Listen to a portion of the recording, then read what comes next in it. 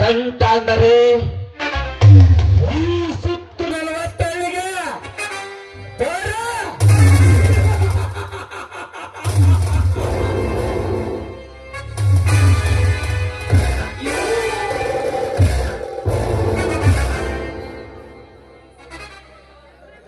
ಈ ಸುತ್ತು 40 ಹಳ್ಳಿಗಳಲ್ಲಿ ಯಾವುದೇ ಶುಭ ಕಾರ್ಯ ನಡೆಯಬೇಕಾದರೆ ಅಲ್ಲಿ ಈ ಧನಿಕ ವಿಷ ಕಂಠ ಇರಲೇಬೇಕು.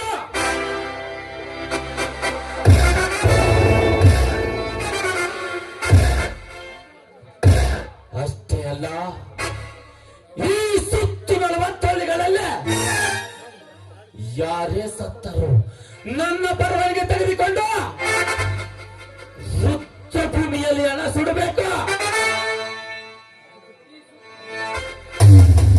ಈ ಸುತ್ತು 40 ಹಳ್ಳಿಗಳಲ್ಲಿ ಜಾತ್ರೆ ಮೋಚುಗಳು ನಡೆಯಬೇಕಾದರೆ ಈ ಹಣವಂತ ದೊರೆ ಅಪ್ಪಣೆ ಇಲ್ಲದೆ ನಡೆಯಕೊಡುವ.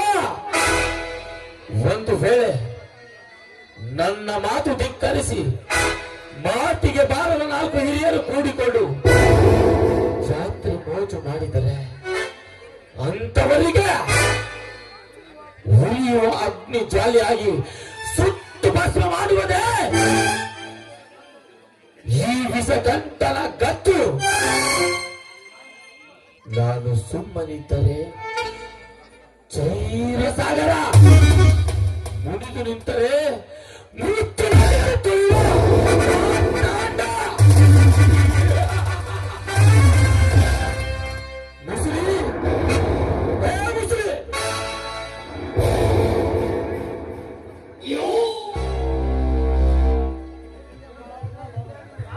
ಹೇಳ್ರಿ ತಣ್ಣ, ಎಲ್ಲೇ ಇದ್ದೀನಿ?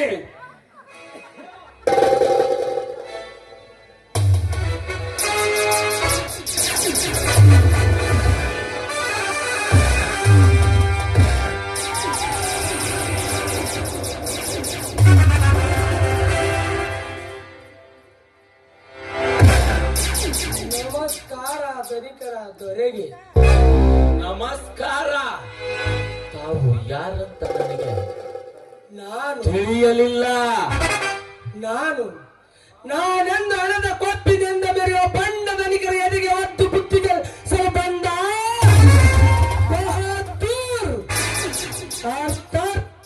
ಚಿಕ್ಕ ವಯಸ್ಸಿನಲ್ಲಿ ತಂದೆ ತಾಯಿಯನ್ನು ಕಳೆದುಕೊಂಡ ಅನಾಥ.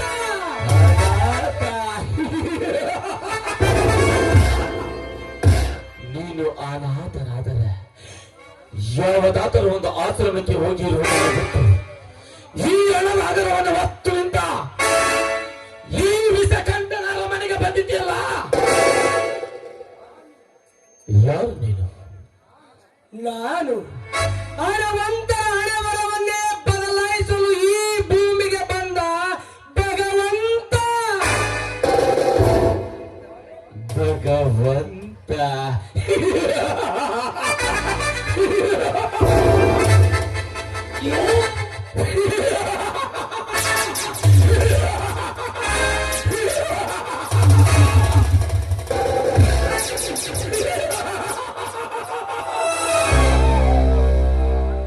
ಭಗವಂತನನ್ನು ಭಕ್ತಿಸಿ ಪಡೆದು ನನ್ನ ಅರಮನೆ ಕಾಯುವ ದ್ವಾರಪಾಲಕನಾಗಿ ಮಾಡಿಕೊಂಡ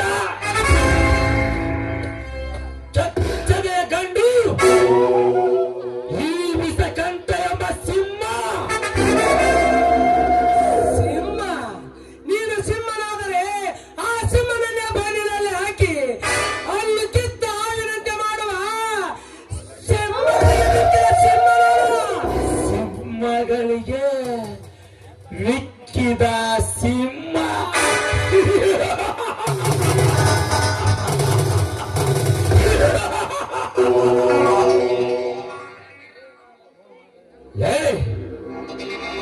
ನಾನು ಎಂತವನು ಎನ್ನುವುದು ನಿನಗೆ ಗೊತ್ತಿಲ್ಲವಾದರೆ ನಿನಗೆ ನನ್ನ ಬಗ್ಗೆ ತಿಳಿದುಕೊಳ್ಳಬೇಕಾದರೆ ಈ ಸುತ್ತು 40 ಹಳ್ಳಿಗಳಲ್ಲಿರುವ ಸಣ್ಣ ಹುಡುಗಲಿಂದ ಹಿಡಿದು ತಲೆ ಅಲ್ಲಾಡಿಸುವ ಮುದುಕರನ್ನು ಕೇಳು. ನಾನು ಎಂತವನು ಎನ್ನುವುದು ಹೇಳ್ತಾರೆ. ವಿಷಕಂಠಗೌಡ, ನಿನ್ನ ಬಗ್ಗೆ ತಿಳಿದುಕೊಂಡೆ ಜೀವನದ ಅಂಗಿಯನ್ನು ಹಾಕಿ ನಿನ್ನ ಅರಮನೆಗೆ ಕಾಲಿಟ್ಟಿದ್ದಾರೆ ಈ ರಾಮನಗೌಡನ ಮಗ ಚಂದ್ರಕಾಂತ ಗೌಡ. ರಾಮನಗೌಡ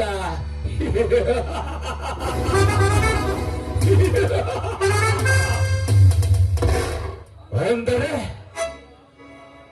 ನೀನು ನನ್ನ ಭಕ್ತವೈರ್ಯ ಮಗಂದಾಗಾಯ್ತು. ಅದೇ ನಿನ್ನ ಕಡುವೈರಿಯ ಮಗ. ಲೇ ಚಂದ್ರ, ನನ್ನಿಂದ ನಿನಗೇನಾಗಬೇಕು ಹೇಳು. ನಾನು ಕೇಳಿದ್ದನ್ನು ಕೊಡಲು ನೀನೇನು ಈ ಧರೆಗೆ ಇಳಿದು ಬಂದ ಪರಮಾತ್ಮನೂ ಅಲ್ಲ. ನಿತ್ಯವೂ ಸಾವಿರಾರು ಒಂದು ಅನಾಥ ಮಕ್ಕಳಿಗೆ ಆಶ್ರಯ ಕೊಟ್ಟು ಸಂಗೀತ ಪಾಠ ಹೇಳಿಕೊಳ್ಳುವ ಶ್ರೀಗಾನ ಪುಟ್ಟರಾಜ್ ಗೌರವಗಳಲ್ಲ. ಬಡವರಿಗೆ, ಧರ್ಮವಂತರಿಗೆ, ಕೂಲಿ ಕಾರ್ಮಿಕರಿಗೆ ಧನ ಸಹಾಯ ಮಾಡಿದ ದಾನಶೂರ ಕರ್ಣನೂ ಅಲ್ಲ. ಏ ವಿಷಕಂಠ, ಈ ಚಂದ್ರನ ಎದುರಿಗೆ ನಿಂತು ಮಾತನಾಡುತ್ತಿರುವೆಯಲ್ಲ, ನಿನಗೆ ಜೀವನ ಮೇಲೆ ಆಸೆ ಇಲ್ಲವೇ?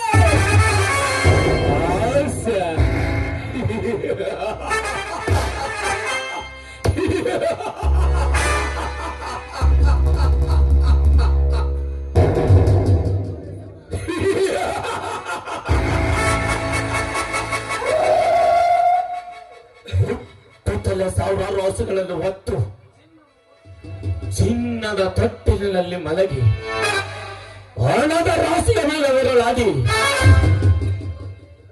ಈ ತೆರೆಗೆ ಬಂದಿದ್ದಾನೆ ಈ ವಿಷಕಂಠಗೌಡ. ಹೇ ಚಂದ್ರ, ನನ್ನ ಇತಿಹಾಸದ ಕಾಗದ ಆಳಿಗಳನ್ನು ತಿರುವಿ ತಿರುವಿ ಓದಿ ನೋಡಿ. ನಾನು ಎಂತವನು ಈ ಊರಿಗೆ ಮಿಕ್ಕಿದ ಪುಂಡ ಎಂದ. ಏ ವಿಷಕಂಠಗೌಡ, ನಿನ್ನ ಇತಿಹಾಸದ ಕಾಗದ ಹಾಳೆಗಳನ್ನು ತೆಗೆದುಕೊಂಡು ಹೋಗಿ ಉಪ್ಪಿಟ್ಟಿನಲ್ಲಿ ಹಾಕುವ ಹಾಳೆಗಳನ್ನು ಮಾಡು. ಆದರೆ ಒಂದು, ನೀನು ಯಾರು, ನೀನು ಎಲ್ಲಿದ್ದೀಯಾ, ನೀನು ಏನು ಮಾಡ್ತಾ ಇದೀಯ ಎಂದು ತಿಳಿದುಕೊಂಡು ಹೋಗಲು ಬಂದಿದ್ದೆ. ಮುಂದೆ ಐತಿ ನಿನಗೆ ಮಾರಿಯಪ್ಪ.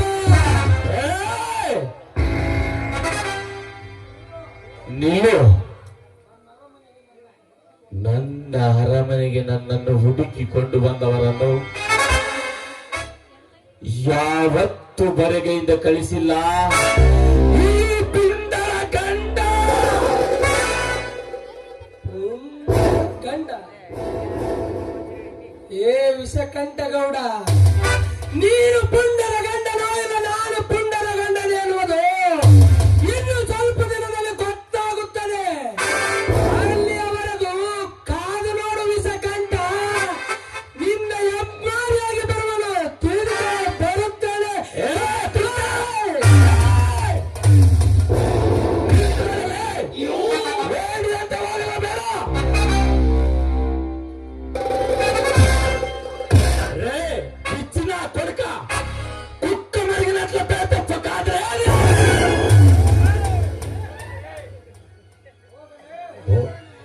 ಹೋಗಲೇ ಹೋಗ.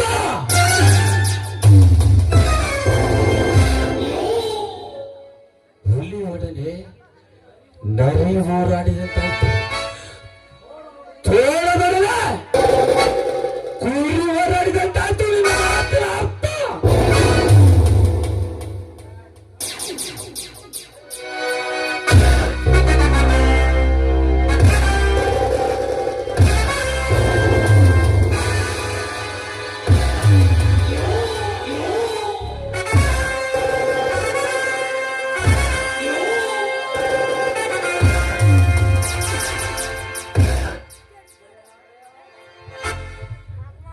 ಗೆಳೆಯ, ನೀನು ಬೇಯಿಸಿದ ಬೇಟೆ ನಿನ್ನನ್ನೇ ಹುಡ್ಕೊಂಡು ಬಂದಿದೆ. ಗೆಳೆಯ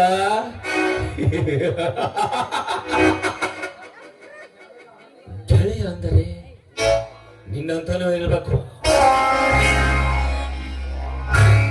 ಹೇ ಗಂಗಾಧರ, ಹೇಗೆ ನಡೆದಿದೆ ನಿನ್ನ ಹೊಸ ಬಾಳಿನ ದೋಣಿಯ ಪಯಣ? ವಿಷಕಂಠ ಗೌಡ್ರಿ, ನಾನು ಅಂದುಕೊಂಡಂತೆ ನಡೀತಾ ಇಲ್ಲ ನನ್ನ ಸಂಸಾರದ ಬಂಡಿ. ಸಂಸಾರದ ಬಂಡಿ ಗಂಗಾಧರ, ನಿನ್ನ ಸಂಸಾರದ ಬಂಡಿ ಸುಗಮವಾಗಿ ಸಾಗಬೇಕಾದರೆ ಮೊದಲು ಗಂಡ ಹೆಂಡತಿ ಬಹಳ ಅಂಡರ್ಸ್ಟ್ಯಾಂಡಿಂಗ್ ಮುಖ್ಯ ಮಿತ್ರ.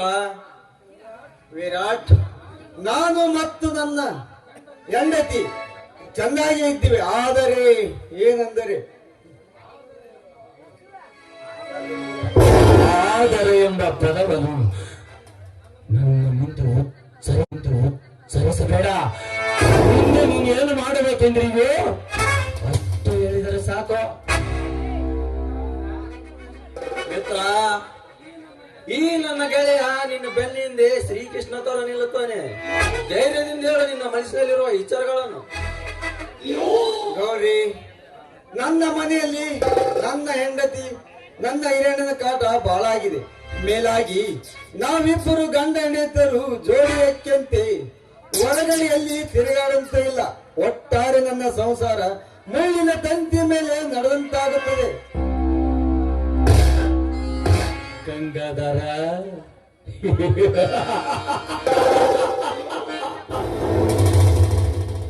ನಿನ್ನ ಜೀವನ ಮುಳ್ಳಿನ ತಂತಿ ಮೇಲೆ ನಡೆದಂತ ಆಗಬಾರ್ದಂದ್ರೆ ನಾನು ಹೇಳಂತೆ ಕೇಳ್ತೀಯ?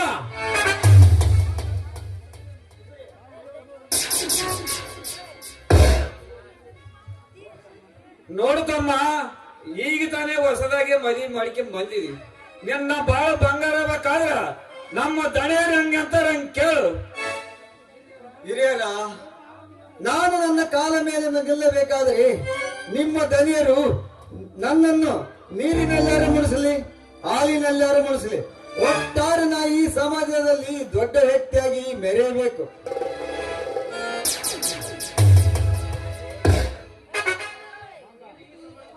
ನೀನು ಈ ಸಮಾಜದಲ್ಲಿ ದೊಡ್ಡ ವ್ಯಕ್ತಿಯಾಗಿ ಮೆರೆಯಬೇಕಾದರೆ ನಿನ್ನ ಹೂವಿನಂತ ಹೃದಯವನ್ನು ಕಲ್ಲು ಬಂಡೆಯಂತೆ ಮಾಡಿಕೊಳ್ಳಲು ಸಿದ್ಧನಿರುವೆಯ? ವಿರಾಟ್, ಬಯಸದ ಬಂದ ಭಾಗ್ಯ ನನ್ನ ಮನ ತುಂಬುತ್ತಿರುವಾಗ ನಾನು ಎಂತ ತ್ಯಾಗಕ್ಕಾದರೂ ಸಿದ್ಧನಿದ್ದೇನೆ. ಹಾಗಾದರೆ ಇಂದಿನಿಂದ ನೀನು ನಮ್ಮ ಅನ್ಯಾಯದ ಕೆಲಸಗಳಿಗೆ ಕೈ ಜೋಡಿಸಲೇಬೇಕು, ತಿಳಿತೆ? ಗಂಗಾಧರ,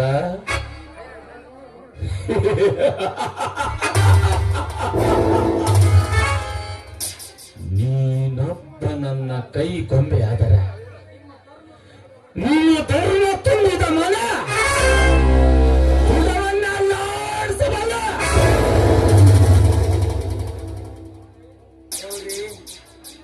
ನನ್ನಿಂದ ನಿಮ್ಗೆ ಏನಾಗಬೇಕು ಬಿಡಿಸಿ ಹೇಳಿ.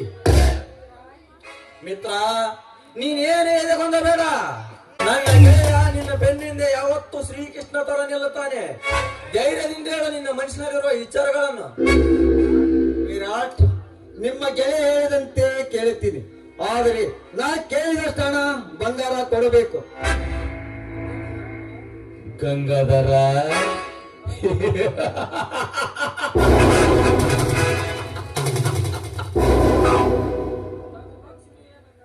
ಧನಲಕ್ಷ್ಮಿಯೇ ನನ್ನ ಅರಮನೆಯಲ್ಲಿ ಕಾಲು ಮುರಿದುಕೊಂಡು ಬಿದ್ದಿದ್ದಾಳೆ. ನೀನು ಹಣ ಬಂಗಾರದ ಬಗ್ಗೆ ಚಿಂತೆ ಬಿಡು. ಆದರೆ ನಾಳೆ ಹಾಲಿನಂತೆ ತುಂಬಿ ತುಳುಕುತ್ತಿರುವ ನಿಮ್ಮ ಸಂಸಾರದಲ್ಲಿ ನಾನು ಎಳೆಯುತ್ತಿರುವ ಮೋಸದ ಜಾಲದಲ್ಲಿ ಸಿಲುಕಿ ಸುಣ್ಣದ ಅರಳಿನಂತೆ ಕರಗಿ ಹೋಗಬೇಕು. ಗೌರಿ, ನೀವು ಕಾಲಿಂದ ತೋರಿಸಿದ್ದು ನಾನು ಕೈಯಿಂದ ಮಾಡಿ ತೋರಿಸುವೆ.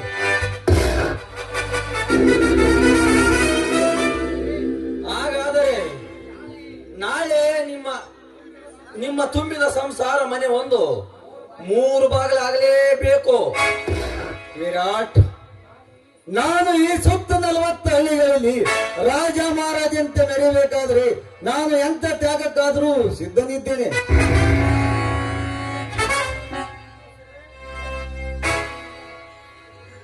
ಮುಸಿರಿ, ಈ ಗಂಗಾಧರನ್ನು ಒಳಗಡೆ ಕರೆದುಕೊಂಡು ಹೋಗಿ 10 ಲಕ್ಷ ರೂಪಾಯಿ ಹಣ, 10 ತೊಲಿ ಬಂಗಾರ ಕೊಡು. ತಿಳಿಯುತ್ತೆ? ಆಯ್ತ್ರಿ ದಣಿಯರ.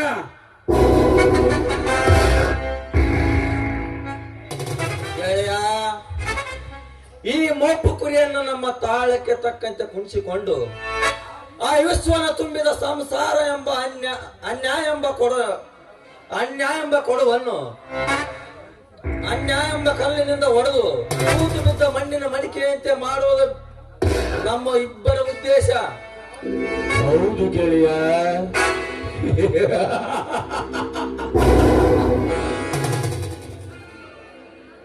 ಈ ಸುತ್ತು 40 ಹಳ್ಳಿಗಳಲ್ಲೇ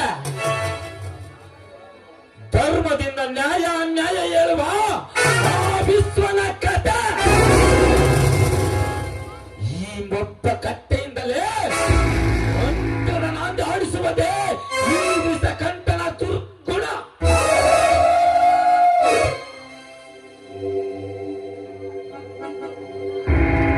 ದಣಿಯರ, ನೀವು ಎಷ್ಟು ಹೇಳಿದ್ದೀರಿ ಅಷ್ಟ ಕೊಟ್ಟಿ ನೋಡ್ರಿ ದಣಿಯರ. ಮುಸ್ರಿ, ಇದೇ ಸಂತೋಷದಲ್ಲಿ ಎಲ್ಲರೂ ಕೂಡಿಕೊಂಡು ಒಳಗಡೆ ಹೋಗಿ ಸುರ ದೇವಿಯನ್ನು ಸೇವಿಸೋಣ ಬನ್ನಿ.